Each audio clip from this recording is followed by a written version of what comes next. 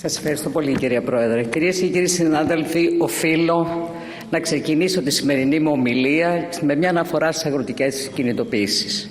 Οι αγρότες και κτηνοτρόφοι της Ελλάδας, στείνοντας ξανά τα μπλόκα τους από τη Λάρισα και τη Θεσσαλονίκη μέχρι τη Βιωτία, τη Φθιώτιδα, την Πελοπόννησο και όλη τη χώρα, στέλνουν ένα ηχηρό μήνυμα αγανάκτησης ενάντια στην απαράδεκτη εγκληματική αμέλεια της κυβέρνησης Μητσοτάκη, που μετατρέπει την αγροτική Ελλάδα σε ένα ερείπιο οικονομικής εξαθλίωσης.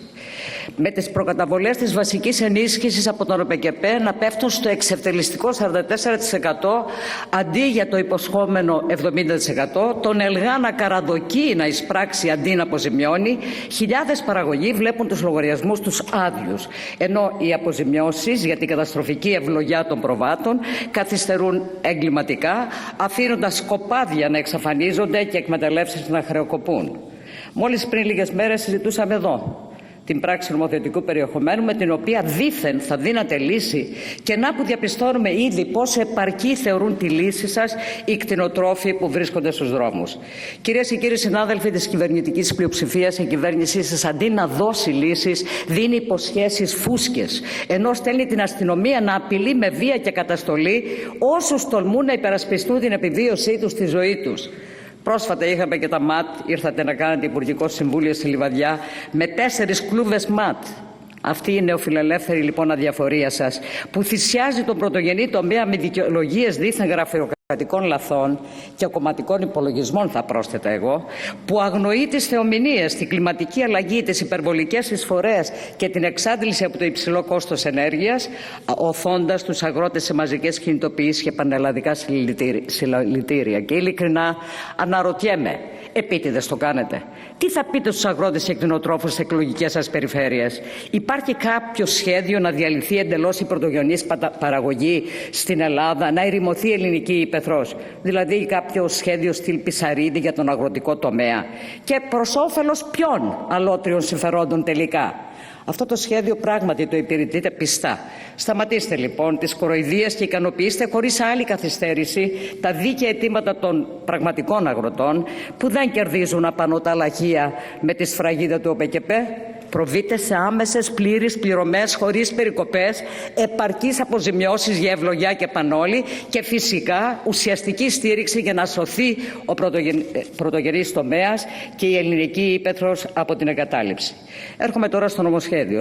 Σήμερα συζητάμε ένα ακόμα νομοθέτημα, το οποίο η κυβέρνηση διαφημίζει ως ιστορική μεταρρύθμιση για την ασφάλεια των λιμένων και των πλοίων μας. Πάει για πρακτική πλέον, η οποία έχει χάσει κάθε νόημα, αλλά επαναλαμβάνεται παρόλα αυτά, γιατί αυτό θέλουν τα non-papers του επιτελικού κράτους του Μαξίμου. Οτιδήποτε φέρνει η κυβέρνηση στη Βουλή δεν μπορεί παρά να είναι μια κέρια τομή, μια βαθιά μεταρρύθμιση, ένα πολιτικό γεγονός σχεδόν ιστορικής σημασίας, θα έλεγε κανείς. Αλλά ας προσγειωθούμε λίγο στην ομή πραγματικότητα. Αυτό που έχουμε μπροστά μας είναι μια ακόμα ομολογία διοικητικής αποτυχίας, μια παλινοδία που διαρκεί μια ολόκληρη πενταετία και θέτει σε διακινδύνευση την ίδια την αξιοπιστία του κράτους. Εξηγώ. Το 2016 συστάθηκε η Δημόσια Αρχή Λιμένων. Το 2020 με τον νόμο 4676 η κυβέρνησή σας, κύριε Υπουργέ, αποφάσισε ουσιαστικά να την καταργήσει, προβλέποντας μεταφορά αρμοδιοτήτων με προεδρικό διάταγμα, που βέβαια δεν εκδόθηκε ποτέ. 5 ολόκληρα χρόνια η Δημόσια Αρχή Λιμένων υπήρχε μόνο στα χαρτιά, τυπικά ζωντανή, πρακτικά νεκρή ή μάλλον ανύπαρκτη. Τώρα λοιπόν η κυβέρνηση ουσιαστικά την επαναφέρει από το βασίλειο της Λύθης, απλώς βαφτίζοντάς την και το όνομα αυτής Εποπτική Μονάδα Ασφάλειας Λιμένων και Πλοίων. Δεν πρόκειται όμως για έναν οργανισμό με κύρος και αυτονομία, αλλά για μια απλή και υποστελεχωμένη υπηρεσιακή μονάδα κάτω από τον απόλυτο έλεγχο του εκάστοτε Υπουργού Ναυτιλίας και Νησιωτικής Πολιτικής. Πρόκειται, κυρίες και κύριοι συνάδελφοι, για μια σοβαρή μεταρρύθμιση. Η επιβεβαίωση της θεσμικής υποβάθμισης, η Οικονομική και Κοινωνική Επιτροπή Ελλάδας, και στην γνωμοδότησή της είναι καταπέλτης. Λέει συγκεκριμένα ότι η σύνθεση του Συμβουλίου Διοίκησης είναι μονομερής. Αποκλείει το Σύνδεσμο Επιχειρήσεων Επιβατικού Ναυτιλίας και το Ναυτικό Επιμελητήριο Ελλάδας από το δικαίωμα ψήφου. Ενώ τα απαιτούμενα προσόντα του διοικητή ξεκινούν από απόφυτο πρώην Τεχνολογικού Εκπαιδευτικού Ιδρύματος Οικονομικών Επιστημών. Τι κρύβεται εδώ? Ποια γαλάζια πάλι, παιδιά, θα βολέψετε? Σε μια αρχή που καλείται να εποπτεύει την ασφάλεια πλοίων και λιμένων, αυτό συνιστά θεσμικό ατόπιμα. Από τη σκοπιά του κινήματος Δημοκρατίας, το σχέδιο νόμου αποτυχάνει να εξασφαλίσει τις θεσμικές εγγυήσεις που απαιτούνται για ένα φορέα κρίσιμης σημασίας. Εμφανίζει σαφή ελλείμματα που θέτουν υπό αμφισβήτηση την πραγματική της αποτελεσματικότητα. Η νέα μονάδα δεν θωρακίζεται παρκώς από το κίνδυνο πολιτικής επιρροής, ούτε κατοχυρώνει την αναγκαία επιχειρησιακή αυτονομία που επιβάλλει ο τομέας της θαλάσσιας ασφάλειας. Η ίδια Οικονομική και Κοινωνική Επιτροπή Ελλάδας μιλάει και πάλι ξεκάθαρα για κίνδυνο κομματικοποίησης και υποβάθμιση του τεχνοκρατικού χαρακτήρα. Οι αρμοδιότητές της είναι διωγγωμένες και αλληλοεπικαλυπτόμενες. Με μόλις 30 άτομα προσωπικό, η εποπτική μονάδα καλείται να κάνει τα πάντα. Ελέγχους ασφάλειας πλοίων, ελέγχους λιμενικών εγκαταστάσεων, σχεδιασμό, ανάθεση και εκτέλεση λιμενικών έργων σε όλη την επικράτεια. Είναι προφανές ότι θα καταρρεύσει από την πρώτη μέρα. Μάλλον κάτι άλλο έχει η κυβέρνηση στο μυαλό της. Για απευθείας αναθέσεις και άλλα σχέδια, αυτά που κατέχει πολύ καλά στα 6 χρόνια και τα εφαρμόζει με ευλάβεια. Παράλληλα, ο Ευρωπαϊκός Κανονισμός 352 του 2017 παραβιάζεται κατάφορα. Η εποπτική μονάδα ως οργανική μονάδα του Υπουργείου Ναυτιλίας γίνεται ταυτόχρονα ελεγκτής και ελεγχόμενος. Σύγκρουση συμφερόντων σε όλο της το μεγαλείο. Και ενώ η κυβέρνηση μιλάει για εξυγχρονισμό, καταργεί το Περιφερειακό Γραφείο Θεσσαλονίκης και του Πειραιά, συγχωνεύει άσχετα τμήματα και αφήνει την υπηρεσία υποστελεχωμένη με εντελώς ανεπαρκείς μισθούς. Εξειδικευμένοι επιστήμονες των 800 ευρώ. Έτσι πιστεύετε ότι θα προσελκύσετε επιστήμονες και μάλιστα σε ένα κλάδο που πολύ ανταγωνιστικό με τον ιδιωτικό τομέα? Κυρίες και κύριοι συνάδελφοι, στον αντίποδο αυτού του προχειρογραφήματος, το κίνημα Δημοκρατίας καταθέτει συγκεκριμένες, ρεαλιστικές και άμεσα εφαρμόσιμες προτάσεις.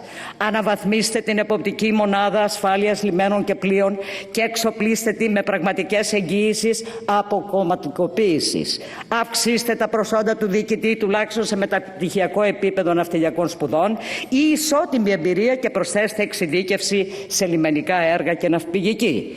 Ενισχύστε την ομάδα για την εποπτεία των συμβάσεων παραχώρησης, καθώς αυτή τη στιγμή είναι 4 λιμάνια ανά την Ελλάδα, αλλά όπως όλοι γνωρίζουμε επίκειται η παραχώρηση και άλλων λιμένων της χώρας. Επαναφέρετε τα περιφερειακά γραφεία και δημιουργήστε παραρτήματα σε μεγάλους λιμένες. Εντάξτε ρητή υποχρέωση συνεργασίας της εποπτικής μονάδας με δήμους και περιφέρειες. 6. Ενισχύστε την προστασία εργαζομένων στα λιμάνια, μόνιμες θέσεις, στήριξη συλλογικών συμβάσεων, υγεία και ασφάλεια ως κεντρική αρμοδιότητα και άμεση προτεραιότητα.